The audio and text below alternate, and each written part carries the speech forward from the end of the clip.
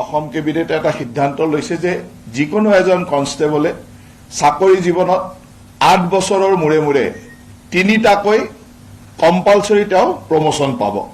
প্ৰথম constable two lens নায়ক two নায়ক আৰু নায়ক two havildar অৰ head constable. গতিকে কনষ্টেবল সকলে তেখেতসকলৰ চাকৰি জীৱনত 3টা প্ৰমোশন পোৱাটো অৱশ্যম্ভাৱী হৈ পৰিব যে তেওঁলোকে 3টা প্ৰমোশন পাব 8 বছৰৰ মূৰে মূৰে। 8 বছৰ তেওঁ ৰেগুলাৰ সাৰ্ভিস হোৱাৰ লগে লগে তেওঁ এটা ষ্টেপৰ পৰা এটালৈ প্ৰমোশন হৈ গৈ থাকিব। গতিকে অসম পুলিচৰ একেবাৰে সুন্দৰভাৱে ফিল্ডত কাম কৰি থকা আমাৰ কনষ্টেবল সকলে এই ধৰণৰ ডিমান্ড তেওঁলোকৰ এটা আছিল আৰু মই ভাবো যে এই কথাটোৱে আমাৰ কনষ্টেবল সকলক বা পুলিচ আৰক্ষী কৰ্মীসকলক যথেষ্ট উৎসাহিত কৰিব।